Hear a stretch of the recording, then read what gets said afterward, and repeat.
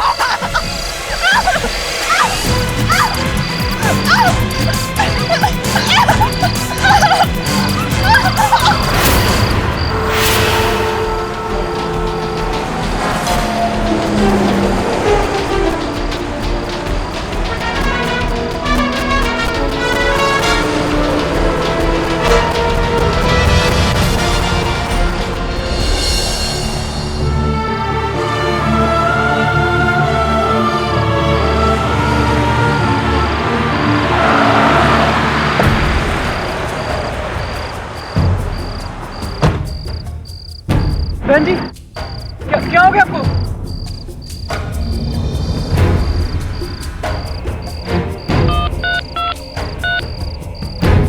Hello, police station. पूजा एक लड़के के साथ नौकरी की तलाश में निकली थी और रात 11 बजे लखनऊ कानपुर हाईवे पर बुरी हालत में पाई गई। लेकिन उसकी ये हालत हुई कैसे? कौन थी पूजा और कौन था शेखर? और आखिर पूजा के साथ हुआ क्या था?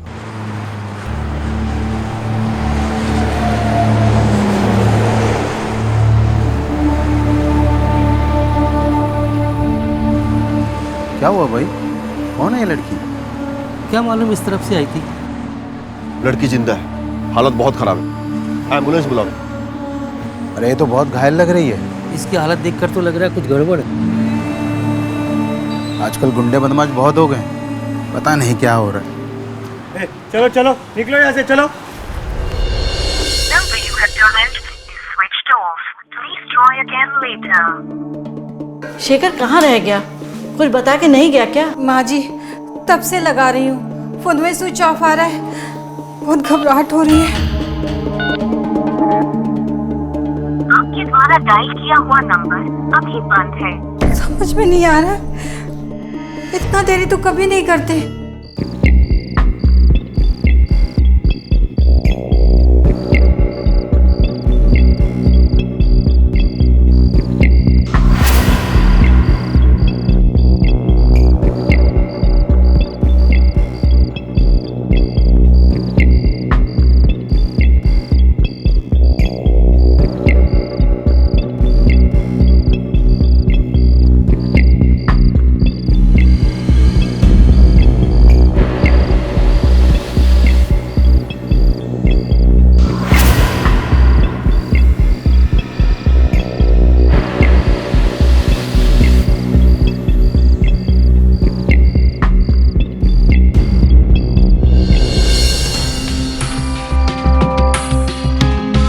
सर, लड़की का नाम पूजा है।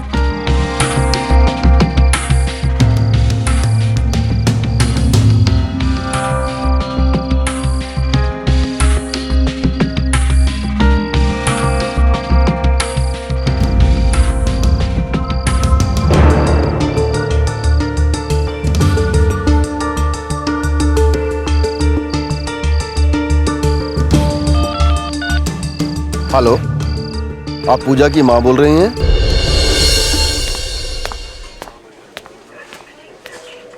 साहब, हमारी पूजा का क्या हुआ है? आप कुछ बतावत का ही नहीं है। इसे पहचानती हैं? ये मोबाइल तो हमारी पूजा का है। ये चप्पल, पूजा, ये दुपट्टा, ये पर्स में पूजा का, और ये चश्मा। साहब ये चश्मा हमका नहीं पता। साहब हमरे पूजा का क्या हुआ है? आप शेखर को जानती हैं? नहीं साहब, शेखर का हमका नहीं पता। साहब आप कुछ छुपावत हो, बता हमारी बिटिया का क्या हुआ है? सर, लड़की के साथ रेप हुआ है और मुझे ऐसा लगता है कि गैंग रेप का मामला है। बहुत जख्मी हालत में है, बेसिक ट्रीटमेंट हमने कर दिया है।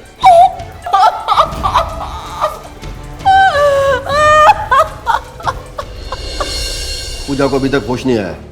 एक काम करो, घटनास्थल से जो भी चीजें बरामद हुई हैं सबकी अच्छे से जांच करवाओ। सर। और पूजा के फोन पे अंतिम कॉल किसी शेखर का आया था। इस शेखर का कच्चा चिट्ठा निकला और टेलीकॉम ऑपरेटर से। सर। और वो जो सेडेटिव मिली है पता लगा कौन से मेडिकल स्टोर से खरीदी गई है। सर, पेशेंट को होश आ गया। डॉक्टर साहब, बयान लेना बहुत जरूरी है। प्लीज ले लीजिए। पूजा, आपके साथ ये सब किसने किया? शेखर ने। शेखर? हाँ, आगे बोलिए। शेखर ने। देखिए, पेशेंट की हालत खराब हो रही है, आप लोग प्लीज बाहर जाइए। Nurse, injection.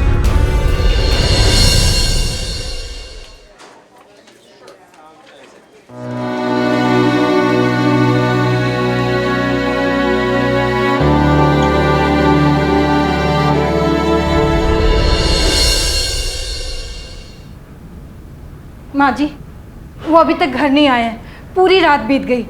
लगता है पुलिस की मदद लेनी पड़ेगी। शेखर का है? हम लोग खुद ही थाने आने वाले थे कंप्लेन लिखवाने, वो कल से घर ही नहीं आए हैं। देखिए, हमारे साथ कोई खेल मत खेलिए। फटाफट बताइए शेखर का है। अरे आप ऐसे काहे बोल रहे हैं? क्या किया हमने बेटा ने? आपके शेखर ने रेप किया है। आप लोगों को कोई गलत फहमी हुई है इंस्पेक्टर साहब, वो ये सब नहीं कर सकते। हमें कोई गलत फहमी नहीं हुई मैडम। पूजा ने खुद बयान दिया है कि ये सब उसके साथ शेखर ने किया है। आप उसका फोटो ले आइए।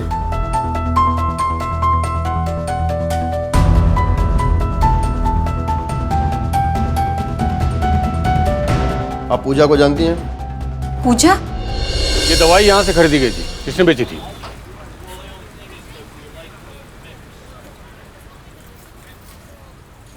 सर, ये किसी पूजा शर्मा ने ली थी। तुम थे उस टाइम यहाँ पे? सर, उस वक्त तो बबलू और शेखर थे। सर, मैं तो 3:30 बजे आया क्योंकि शेखर ने हाफ डे लिया हुआ था उस दिन। अभी कहाँ है शेखर? सर, आज तो नहीं आया वो। ये नंबर देखो, ये है उसका नंबर। हाँ, नंबर तो उसी का है। क्या हुआ सर? वो आए तो इन्फॉर्म करो। Okay sir. तुम यहाँ सिविल ड्रेस में तैनात रहना, नजर रखना, और तुम सर को इन्फॉर्म करो। ये है पूजा, ध्यान से देखिए।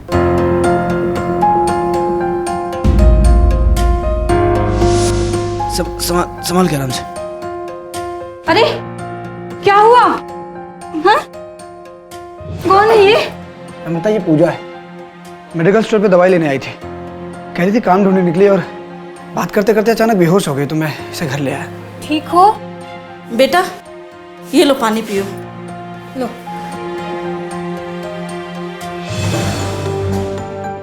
क्या हुआ बिटिया? इतनी परेशान काहे दिख रही हो?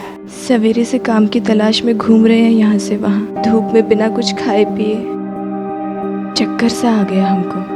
अब आप ही बताइए इंस्पेक्टर साहब, जो लड़की खुद ही बेहोश होकर गिरी पड़ रही थी, उसकी मदद के लिए हमारे पति काम धाम छोड़कर को यहाँ ले आए।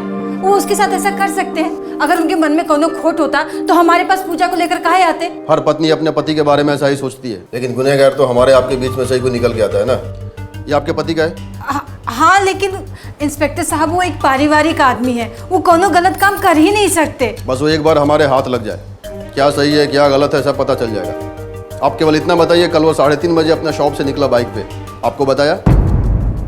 नहीं। मतलब उसने आपसे ये बात छुपाई? क्या इसके पहले भी कभी उसने हाफ डे लिया है आपको बताया बिना? ऐसा तो कभी नहीं हुआ। हम खुद ही उनका फोन लगा रहे हैं संजय से, स्विच ऑफ बता रहा है। हम भी ट्राई कर रहे हैं, स्विच ऑफ है। अगर उसने कुछ किया ही नहीं है तो अंडरग्राउंड क्यों है? उसके बाइक का नंबर दीजिए। मुझे समझ में ये नहीं आ रहा है कि शेखर को जब पूजा के साथ ये कांड करना था तो उसने पूजा को अपने घर वालों से क्यों मिलवाया?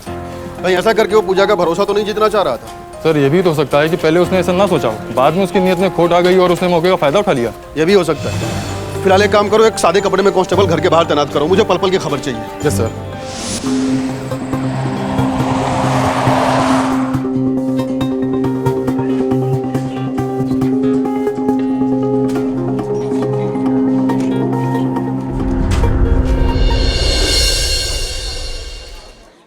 हम आपकी हालत समझ सकते हैं, लेकिन हमारे लिए कुछ सवाल पूछने बहुत जरूरी है। प्लीज हमें निडर होकर बताइए। 4 लोग थे, बस शेखर याद है हमें। उसके साथ उसके 3 साथी भी थे। उनका चेहरा हमको याद नहीं। हमें नशे की दवाई पिला दी गई थी। फिर चारों ने बारी बारी हमारे साथ बलात्कार किया। जब हमने विरोध किया तो बुरी तरह मारा और पीटा।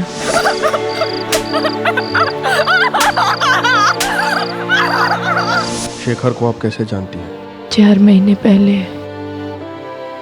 हमारी मुलाकात हुई थी शेखर से। उनके मेडिकल स्टोर पे हमारी नौकरी छूट गई थी। बहुत किल्लत हो गई थी पैसों की। छोटे भाई बहन के स्कूल की फीस के पैसे नहीं थे। माँ की तबीयत खराब रहती थी। हम दवाई लेने अक्सर उनके मेडिकल स्टोर जाया करते थे। एक दिन पैसे कम पड़ गए। दवाई लेना भी जरूरी था। शेखर ने कहा, दवाइयाँ ले जाओ, पैसे बाद में दे देना। अब नौकरी तो थी ही नहीं, कहाँ से लौटाते उनको पैसे। पर शेखर ने कई बार मुफ्त में दवाइयाँ दे दी हमें।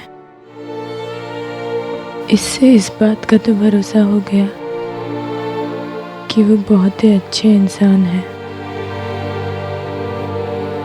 और फिर एक दिन। हाँ हेलो पूजा। हाँ शेखर।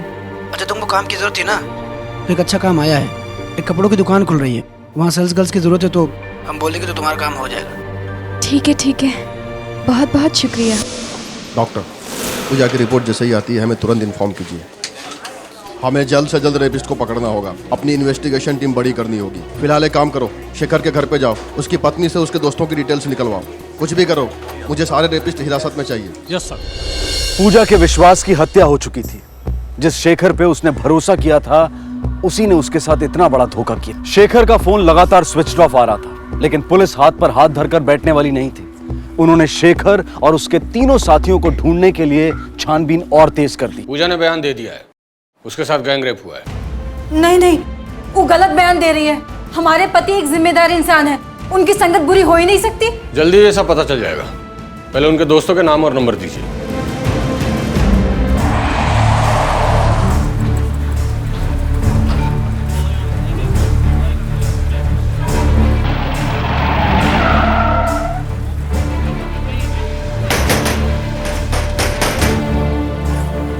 विजय।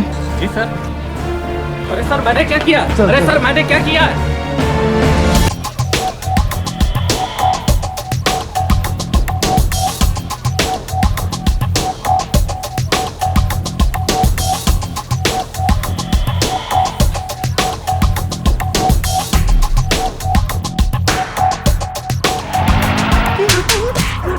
आपने कुछ नहीं किया सर, मैं माफ कर दिया सर, साहब हमारा यकीन कीजिए साहब, हमने कुछ नहीं किया साहब, हमारा यकीन कीजिए साहब। साहब हम सच कह रहे हैं, उस रात नहीं थे वहाँ। ऐसे नहीं बकोगे तुम लोग, सच गुलवाना आता है हमें।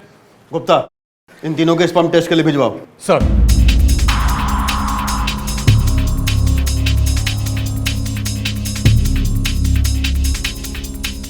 ये फोटो गौर से देखो, इन दोनों को कभी देखा है?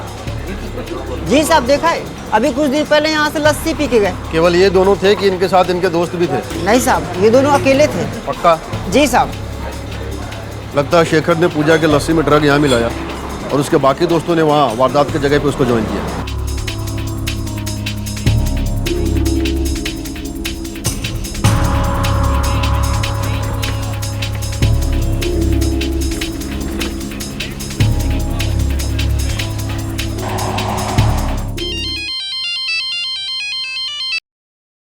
हाँ गुप्ता। लखनऊ रेलवे स्टेशन पर 2 मिनट के लिए उसका फोन ऑन हुआ था। इसके पहले कि वो शहर छोड़ के भाग जाए, धार दो बचो उसको। सर, तेज चलाओ।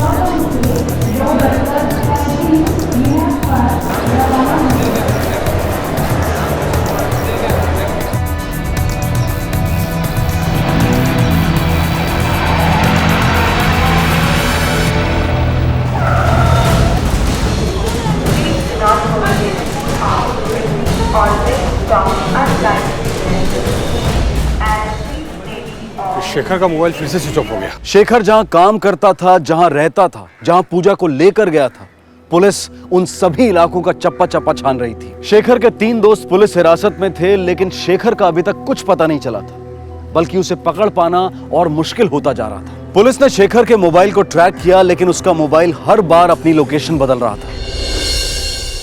साहब, हमारे पति 3 दिन से गायब हैं। हमारी बात मानिए साहब। वो गायब नहीं है, अंडरग्राउंड है। अरे साहब, ऐसा नहीं है साहब, वो पारिवारिक आदमी है और उनके तीनों दोस्त भी बहुत अच्छे इंसान है साहब। आप हम पर विश्वास कीजिए साहब। साहब, हमारे पति के साथ कुछ गड़बड़ हो रहा है साहब। साहब, उनको ढूंढने में मदद करिए साहब। उनके साथ कोनो एक्सीडेंट हो गया। आप सिर्फ अपने बारे में सोचती हैं। केवल एक बार अपने आप को उस लड़की के जगह पर रख के देखिए जिसके साथ गैंगरेप हुआ है। आप अंदाजा भी नहीं लगा सकती वो किस मेंटल ट्रॉमा से गुजर रही है।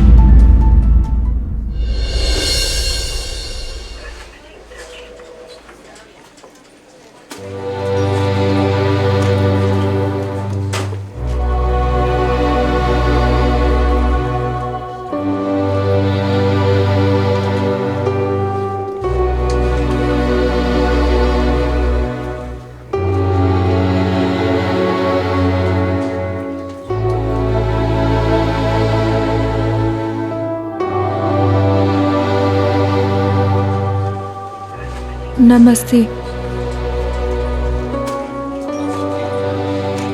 हम शेखर की पत्नी हैं। कहाँ आई हूँ यहाँ? हमारी बिटिया का तमाशा देखने आई हूँ। तुम्हारा पति इंसान नहीं, राक्षस है, राक्षस। देखो हमारी बिटिया का क्या हाल किया है। अरे कैसे रहा था उनके साथ? देखो मेरी बिटिया को, देखो।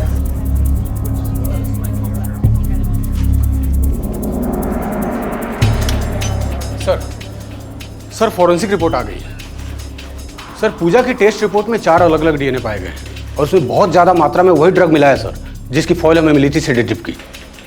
लेकिन सर, शेखर के तीनों दोस्तों के स्पर्म सैंपल मैच नहीं हुए जो पूजा के शरीर में पाए गए थे। तो फिर वे 3 लोग कौन हैं जिनके साथ मिलकर शेखर ने यह गैंगरेप किया?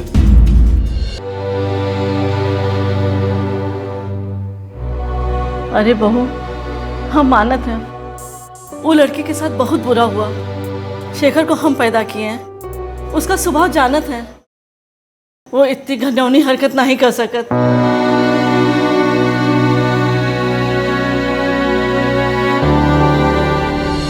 पूजा की हालत देखकर नम्रता सदमे में थी और दूसरी तरफ पुलिस हैरान थी कि फॉरेंसिक रिपोर्ट में शेखर के तीनों दोस्तों का डीएनए मैच नहीं हुआ था। पुलिस की समझ में नहीं आ रहा था कि शेखर के ये 3 नए दोस्त आखिर हैं कौन। क्या वो वाकई किसी बुरी संगत में था? अजीब दुविधा थी। ना तो शेखर का कुछ पता चल रहा था और ना ही इस केस से जुड़ी कोई और कड़ी सामने आ रही थी।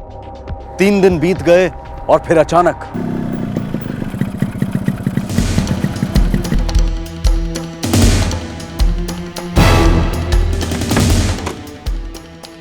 शेखर, कहाँ था तू इतने दिन? आप आ गए? कहाँ चले गए थे? 3 दिन से कुछ अता पता नहीं है। यहाँ कितना हंगामा हो गया है। हम कितना परेशान हो गए थे। कहाँ गायब थे? और फोन का स्विच ऑफ था। अरे फोन तो हमारे पास ही था। अरे कहाँ लगा? अरे इसने कुछ नहीं किया। कुछ नहीं किया। कहाँ लेके जा रहे हो?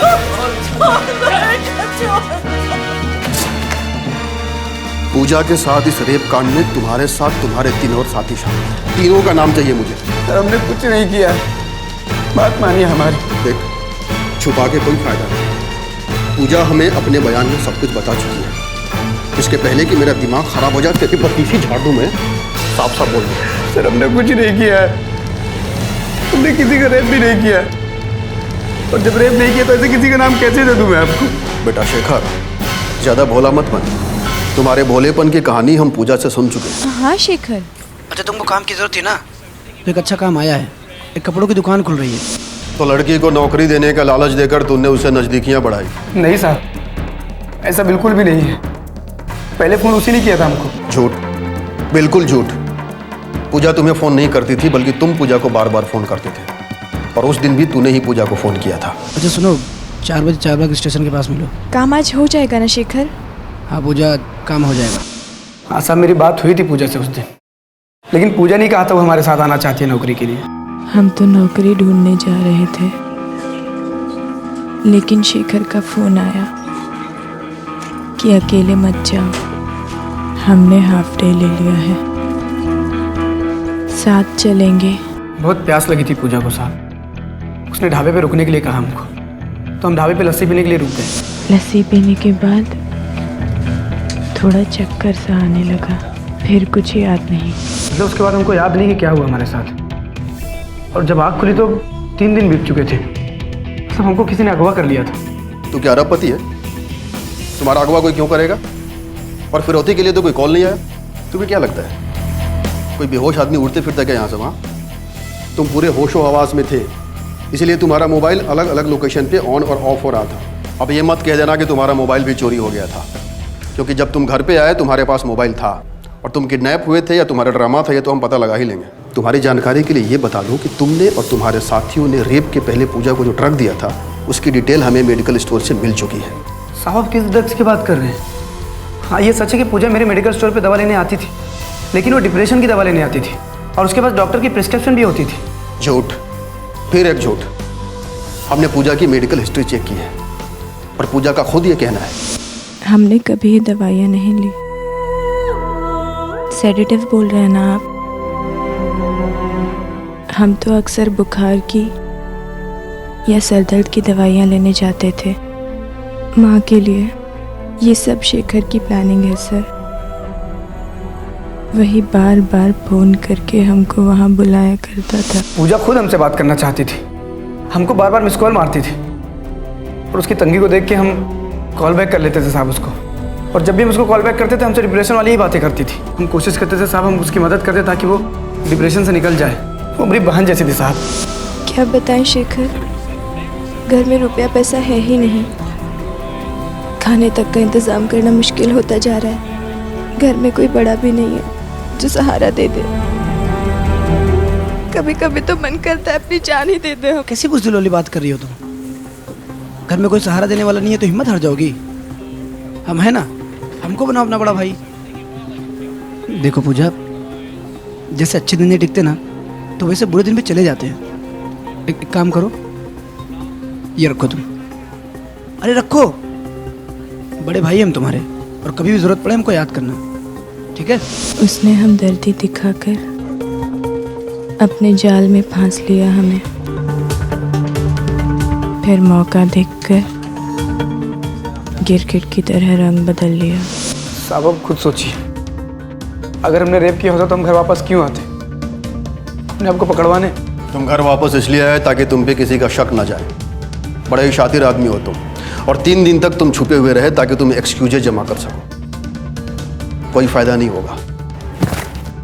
मैं तुमसे आखिरी बार पूछता हूँ, तीनों साथियों के नाम बता दो मुझे। सर अब 1000 बार पूछेंगे तो हमारा एक ही जवाब होगा, हमने रेप नहीं किया। नहीं किया मतलब नहीं किया है। इसके स्पर्म का टेस्ट करवाओ। सर। तू बचेगा नहीं।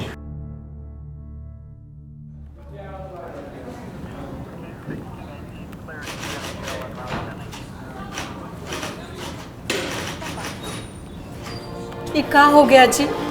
पुलिस वाले कह रहे हैं कि ये सामूहिक बलात्कार का मामला है, और वो टीवी वाले भी चिल्ला चिल्ला कर यही सब बता रहे हैं। सब झूठ है नम्मो, चाहे पुलिस वाले कुछ भी कहें या ये टीवी वाले कुछ भी कहें, पर हमने कुछ नहीं किया है, हम बेकसूर हैं। वही तो, हम 10 साल से आपके साथ हैं, आँख मूंद कर विश्वास करते हैं।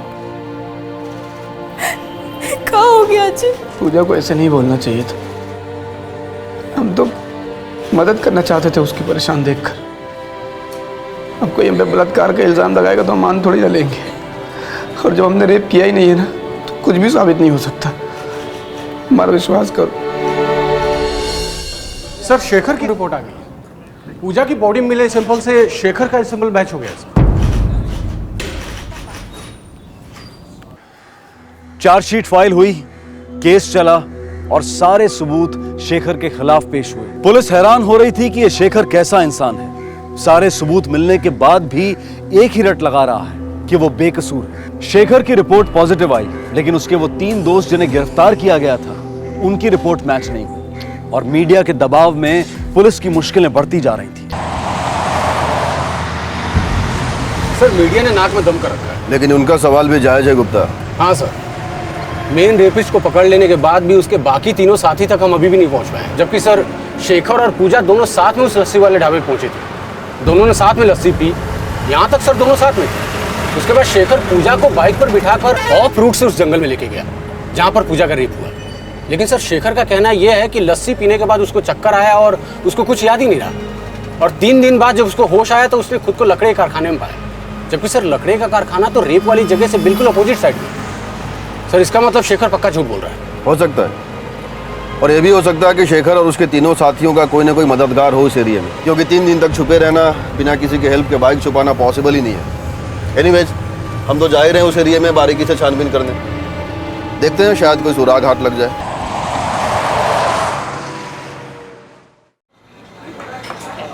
पूजा और शेखर ने लस्सी यहाँ पी थी। यहाँ से हम दोनों 2 डायरेक्शन में जाएंगे। मैं जाऊँगा इधर क्राइम स्पॉट की ओर और तुम जाओगे इधर, क्योंकि शेखर ने इधर ही खुद को होश में आने के बाद पड़ा हुआ पाया था। ओके सर, तुम दोनों मेरे साथ आओ। चलो।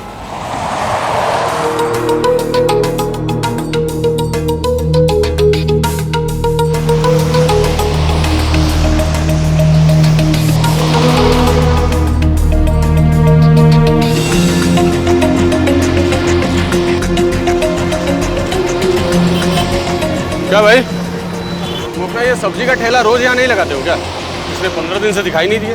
साहब बहुत चोट आ गया था, यही मारे 10-15 दिन आए नहीं हम। अच्छा, 15 दिन पहले मंगलवार को कुछ गड़बड़ हुआ था क्या?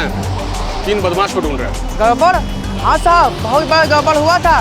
देख नहीं रहे, सब तुड़ा फुड़ा के बैठे हैं, सब पी पाक के गाड़ी चलाते हैं। अब उस सफेद वाली वैन को देख लो।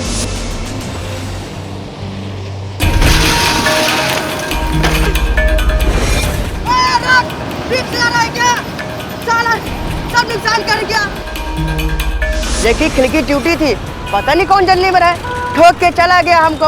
हमारा ठिलिया भी तोड़ गया और हमारा सब्जी का सारा नुकसान करके चला गया साहब। यही मारे हम कई दिन दिखाई नहीं दिए। और कुछ? और हाँ साहब, उस सफेद वाली वैन के पीछे चद्दर में कुछ रखा हुआ था। अच्छा, उस गाड़ी का नंबर याद है तुम? साहब, गाड़ी का नंबर प्लेट टूटा हुआ था और आखिरी का 2 नंबर याद है, 8 और 9। सफ़ेद कार, टूटी हुई नंबर प्लेट, बेतहाशा भाग रहे थे, सब्जी वाले के ठेले को उड़ाया। इतनी कहानी तो हमें पता है, तो सिर्फ इतना बता दे तुम्हारे साथ था कौन कौन। साहब आप क्या बात कर रहे हैं? कौन सी गाड़ी, कौन से साथी? सर वो सफेद कार मिल गई है, उसके मालिक का भी पता चल गया है। उसका नाम आकाश है और आकाश ने वो गाड़ी सेकंड हैंड खरीदी थी।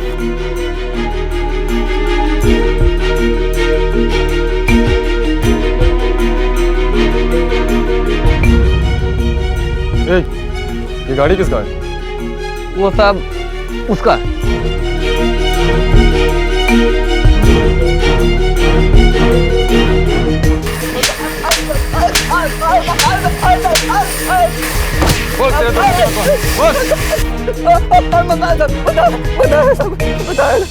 सब उनका नाम है साहब, करण और श्रीकांत साहब, सब 4 बार बच चुके हैं साहब। शेखर का जिस प्लान शेखर किया हुआ था, हम तो बस बहकावे में आ गए थे साहब। लेके चलो इसे।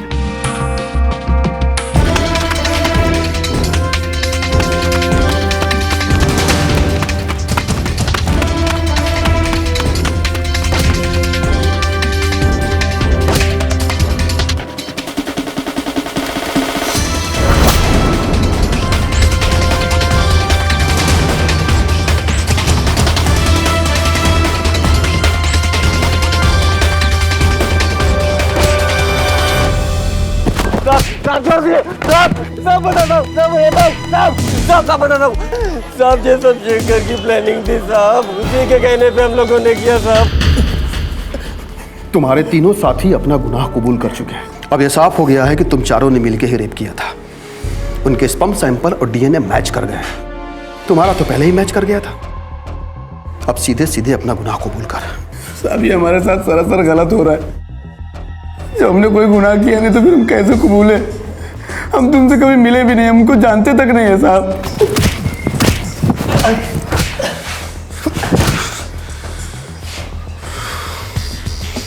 मुझे उन तीनों रेपिस्ट का कॉल रिकॉर्ड चाहिए।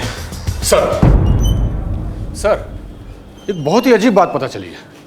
हमने उन तीनों के कॉल रिकॉर्ड्स निकाले, लेकिन शेखर की उनसे कभी कोई बात ही नहीं हुई। ऐसा कैसे हो सकता है? यदि उनकी आपस में बातचीत नहीं हुई तो फिर गैंग रेप को प्लान कैसे किया? सर एक और बात मालूम पड़ी है, एक कॉमन नंबर पर उन तीनों की बहुत बार बात हुई है, रेप वाले दिन भी, और ये नंबर किसी प्रकाश बंसल का है। कौन है ये प्रकाश बंसल? सर ये प्रकाश बंसल की केस हिस्ट्री भी बहुत अजीब है।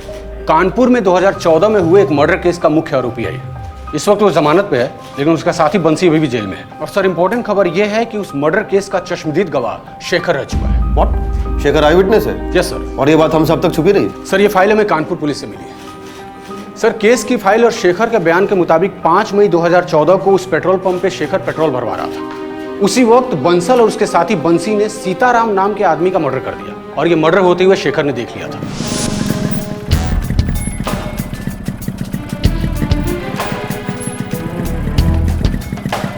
अरे भैया कौन है? अरे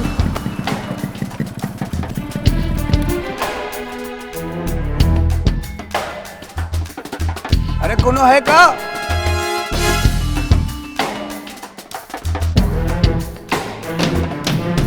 भाई जी अम्मा कसम गलती हो गई, आइंदा कभी नहीं करेगा भाई जी। भाई जी नहीं करेगा भाई जी।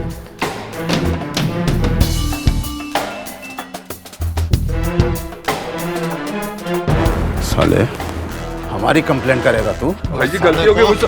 इतना बड़ा आदमी हो गया, तेल में मिलावट करते हैं। भाई जी मैं तो खत्म कर दो इसे, वरना ये बर्बाद कर देगा हम लोग को। पुलिस में कंप्लेंट करेगा तू?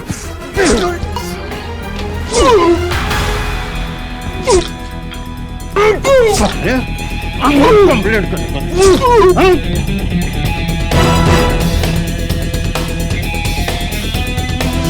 शेखर इस मर्डर का चश्मदीद गवाह बन गया, और ये दोनों आरोपी अरेस्ट भी हुए। लेकिन सर बाद में बंसल जमानत पर रिहा हो गया। सर हमने जब बंसल के कॉल रिकॉर्ड्स निकाले तो ये मालूम पड़ा कि बंसल और पूजा पिछले 5 महीने से टच में है, जबकि शेखर और पूजा सर 4 महीने से टच में है। मामला अब समझ में आ रहा है। उन 3 लोगों को जो हमने पकड़ा है ना, चलो उनकी खातिरदारी करते हैं। सर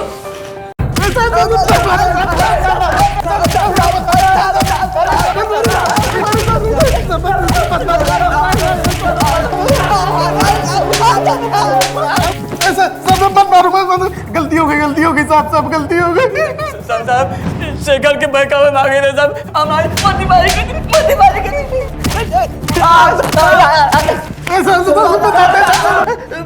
मारिए मत साहब, मारिए उसे, बता दे सब कुछ सच बता दे साहब।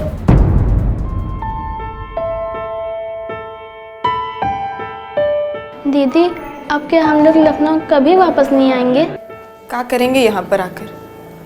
सब कुछ तो लूट लिया इस लखनऊ ने, हंसी खुशी सुख चैन इज्जत सब कुछ। लेकिन हम मुंबई जाएंगे तो रहेंगे कहाँ? काम क्या करोगी आप? हमको वहाँ पर एक काम मिल गया है।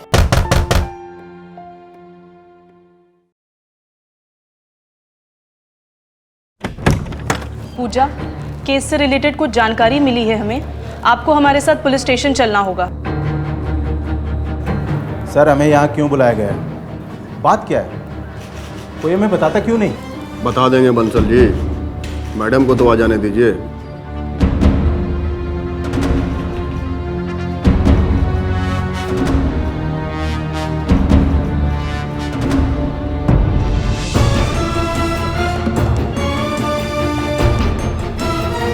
बैठो।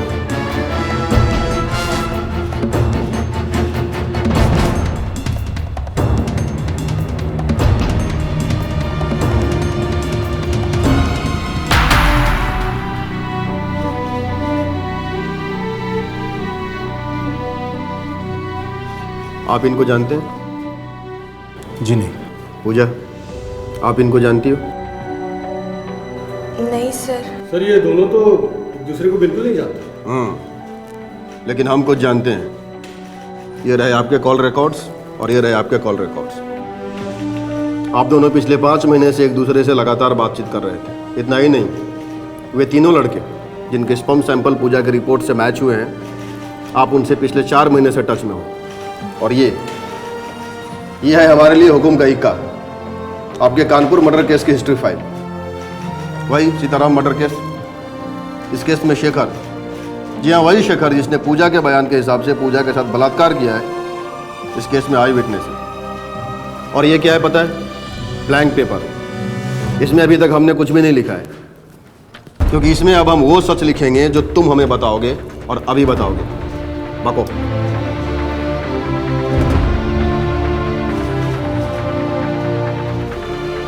बको। सर हम बहुत परेशान थे। क्या करें, कैसे करें कि शेखर हमारे रास्ते से हट जाए। उसके चश्मदीद गवाह होने के चलते हमारा जेल जाना तय था। हमने सोचा कि शेखर को अगर किसी और केस में फंसा दिया जाए तो हमारा केस कमज़ोर हो जाएगा। गवाह होने के चलते वो अपराधी साबित होगा। अगर उस पर रेप का केस साबित हो गया तो उसका बच निकलना नामुमकिन होगा। लेकिन समस्या ये थी कि इस काम के लिए लड़की कहाँ से मिली जो अपनी ज़रूरतों के लिए हमारे लिए काम करती। बंसी पूजा को जानता था, वो इसके टच में था और इसकी बदहाली उससे छिपी नहीं थी। इसीलिए हम अपना प्रस्ताव लेकर पूजा के पास गए। देखो पूजा, बंसी से मुझे तुम्हारे हालात के बारे में पता चल चुका है। तुम्हें पैसों की सख्त ज़रूरत है। तुम्हें अपनी माँ का ऑपरेशन भी करवाना है और अपने छोटे भाई बहनों को स्कूल भी भेजना है। कैसे करोगी इतना सब कुछ? इसीलिए हम तुम्हारी मदद करना चाहते हैं। हम देंगे तुम्हें पैसे, लेकिन बदले में हमारा एक काम करना होगा तुम्हें। कैसा काम? एक लड़का है शेखर, उसे एक मामले में फंसाना है। देखिए, हम ऐसा वैसा कोई काम नहीं करेंगे। हाँ, पैसा जल्दी और ज्यादा कमाना है तो उसके लिए रास्ता भी टेढ़ा ही चुनना पड़ता है। हमारी बात मानो, शेखर को फ्रेम करो। लेकिन कैसे? तुम्हारा रेप होगा। ये कैसी बातें कर रहे हैं आप? सही कह रहे हैं हम। इसके लिए तुम्हें बहुत पैसे मिलेंगे और इसके बाद तुम्हें पुलिस में जाके कहना होगा कि शेखर और उसके दोस्तों ने तुम्हारे साथ रेप किया है। शेखर और उसके दोस्त? मतलब तुम्हारा गैंग रेप होगा। 3 लोग होंगे, वो तुम्हें मारेंगे, पीटेंगे। एकदम असली लगना चाहिए, चोट के निशान भी असली। ये कैसी बातें कर रहे हैं आप? नहीं, हमसे नहीं होगा ये सब। Gang rape? आप ऐसा सोच भी कैसे सकते हैं? इसके तुम्हें 20 लाख रुपए मिलेंगे। शेखर को फंसाने के 5 लाख और 3 बार रेप के अलग अलग 5-5 लाख और हॉस्पिटल का खर्चा अलग मिलेगा। लेकिन गैंग रेप ही क्यों? गैंग रेप इसलिए ताकि ये मामला इतना बड़ा हो जाए कि कोई हमारे केस को इस केस से जोड़कर ही ना देख पाए और ये शेखर नाम का कांटा हमारी जिंदगी से हमेशा हमेशा के लिए निकल जाए। लोग इसकी बात का विश्वास करें। प्लान के मुताबिक पूजा ने शेखर की हमदर्दी बटोर ली थी, जो कि उसको फ्रेम करने के लिए ज़रूरी था। और फिर तुमने पूजा को डॉक्टर की फॉल्स स्लिप दी जिसमें ये सेडेटिव सजेस्ट की गई थी, और उसके बाद पूजा ये सेडेटिव शेखर की दुकान से खरीदने लगी ताकि शेखर फंस जाए और पुलिस की गिरफ्त में आ जाए। और तुम्हारे ही कहने पे उस दिन ढाबे पे पूजा ने शेखर की लस्सी में सेडेटिव मिलाई।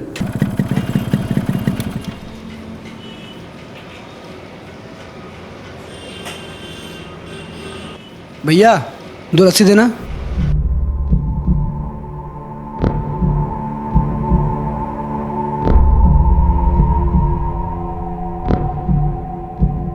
हम जरा हाथ धुल के आते हैं।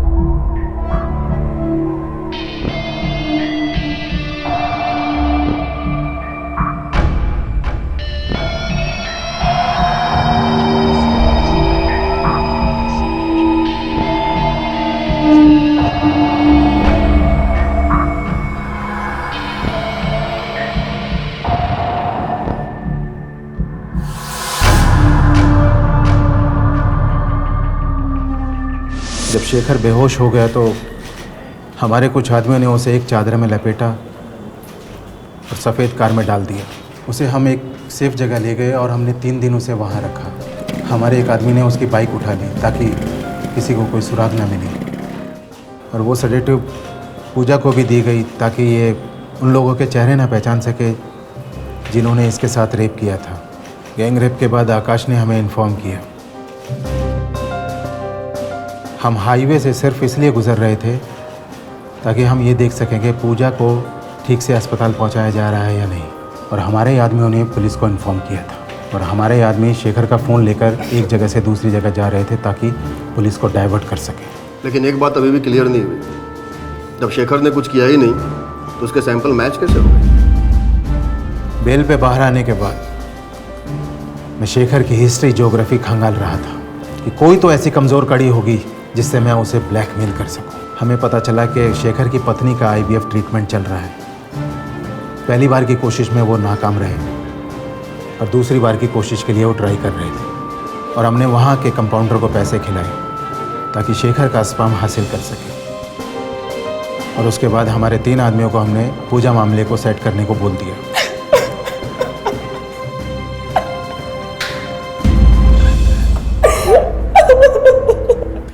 शेखर बेकसूर साबित हुआ, बंसल को गिरफ्तार कर लिया गया और बाद में शेखर ने चश्मदीद गवाह के रूप में बंसी और बंसल के खिलाफ अपना बयान दिया और उन दोनों को सीताराम की हत्या के जुर्म में आजीवन कारावास के लिए भेज दिया गया। पूजा को भी गिरफ्तार किया गया और उसे षड्यंत्र और पुलिस को गुमराह करने के लिए बुक किया गया। पूजा चाहती थी कि वो कुछ पैसा बना ले ताकि वो अपने भाई बहन और अपनी माँ को एक बेहतर जिंदगी दे सके। लेकिन क्या ये सही रास्ता था पैसा कमाने के लिए, जहां उसे अपना बलात्कार करवाना पड़ा और एक निर्दोष को फंसाकर उसे गुनहगार साबित करना पड़ा। पर अब इस शॉर्टकट की कोशिश में पूजा एक ऐसी जगह आ खड़ी हुई थी जहां उसके लिए सिर्फ अफसोस किया जा सकता था। और सबसे शर्मनाक बात तो यह है कि जो कानून औरतों को मजबूत करने के लिए बना है, पूजा उसी कानून का दुरुपयोग कर रही थी। ये एक बेहद शर्मनाक वाकया है। आपसे फिर मुलाकात होगी अगले एपिसोड में एक और नए केस के साथ।